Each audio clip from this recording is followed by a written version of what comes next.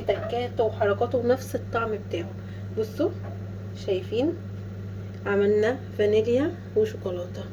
بصوا اهيت الفانيليا حلوة أوي يا والشوكولاته. جماعة شكلها بصراحة. وروبن اصلا كلها وهي نيه والعجينه نيه. بصوا شايفين ولا متشققه والتسويه مظبوطه والشكل مظبوط والطعم تحفه. يلا بينا نبدا الوصفه وشوفوا معايا هنعملها ازاي. كده بقى عندنا اول خطوه في الكوكيز. هنحط دي كوبايه سكر بودر. ماشي اهي. اوه تمام. بصوا يا جماعه انا نخلت السكر، انا حطيته على طول فافتكرت ان انا ما نخلتهوش فقفلت الكاميرا ونخلته ورجعت لكم. لازم الحاجه كلها تبقى منخوله عشان ما يبقاش في اي تكتلات. دلوقتي بقى هبدا اضرب الزبده بتاعتي. دي 150 جرام زبده. تمام 150 جرام زبده مع السكر كوبايه.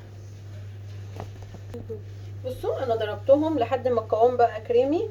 بس يا ريت تحطوا في طبق يبقى يعني ايه العنق بتاعه ارفع من كده عشان ده قعدت كتير، يعني السكر قعد يطير. فقلبته الاول بالاسباتيلا، بعد كده قمت نزلت بقى بالمضرب في الاخر لان بيبهدل الدنيا هنضرب برضو ضربتين كده.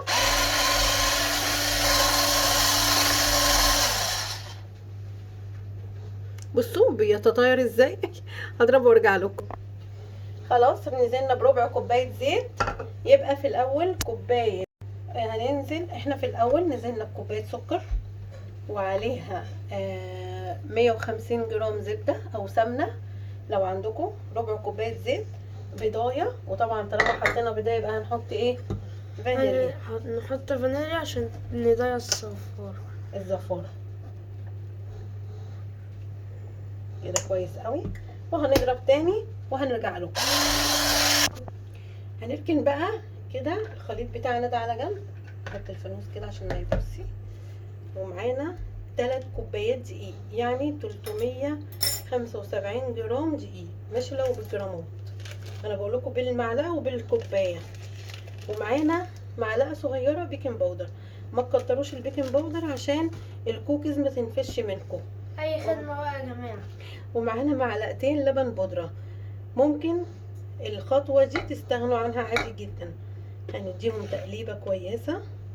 ممكن اللبن البودر ده لو مش متاح عادي جدا ممكن تستغنوا عنه. ومعانا بصوا رشة ملح بين ايديا كده بس كده.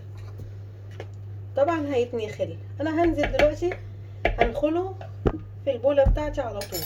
احط كده شوية شوية وهنخل لغاية ما اخلص الكمية بتاعتي. كده بقى احنا حطينا الدقيق بالمواد الصلبة بتاعتنا اللي هي المعلقتين اللبن البودر، معلقة صغيرة بيكنج باودر، رشة ملح.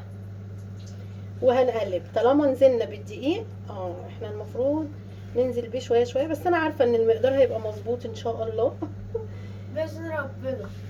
اه فهنعجن كده. وكان المفروض يعني بس انا برضو نسيت الخطوة دي لان انا بصور من الصبح، فزي ما تقولوا تعبت. انزل شوية شوية الدقيق يختفي، انزل بشوية تاني لحد ما نشوف القوام بتاعنا. بصوا انا دلوقتي بقى ايه بستعمل ايدي. طبعا انا مش ببالغ في العجن، انا ما بعجنش، انا بلم العجينه بس والدقيق يتشرب في الايه في الحاجه بتاعتنا اهو. لكن مش هبالغ في العجن. كده احنا خلصنا. هو بس انا عجنت فيها لغايه ما الدقيق اختفى.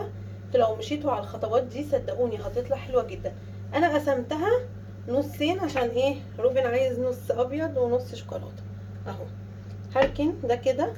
هو مش نصين قوي يعني، هو ده اكتر من التاني. وهنزل بمعلقتين كاكاو وهعجن برضو فيها لحد ما تتشرب. لقيتها محتاجة هحط لها حاجة بسيطة قوي من المية، يعني ممكن معلقة مية لو لقيتها نشفت معايا. بصوا يا جماعة بس انا عشان انا كنت بفتكر ان انا بصور ما تصورش اهو. انا كنت بعمل تجربة لقيتها ان هي بتشقق معايا. دلوقتي تمام قوي كده، عظيمة اهي، ما فيهاش اي حاجة. انا حطيت لها معلقة مية وابتديت ان انا اعجن تاني، بس مش عجنة قوي، حاجة بسيطة. وحطيت معلقة زيت فظبطت معايا. هي كانت ناشفة سيكة. استنى اشيل حتة من دي اهو. هنضغط عليها ضغطة بسيطة وهنكمل الكمية وهرجع لكم. هعمل بس معاكم واحدة تاني شوكولاتة اهي. هكمل الكمية وارجع لكم.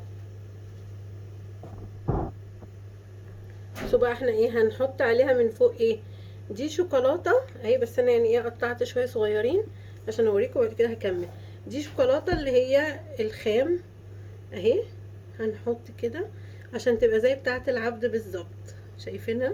هي دي كبيرة شوية بس مش مشكلة اهي. بصوا بصوا عاملة ازاي. نعمل كمان دي اهي. هي كفاية اتنين اهي.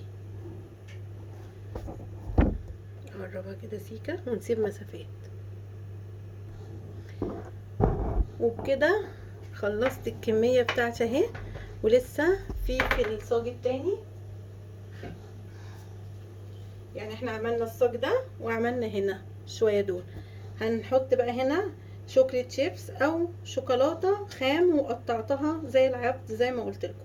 دلوقتي هدخلها على درجة حرارة، ثانية واحدة، درجة حرارة 180 لمدة 20 دقيقة وهرجع لكم.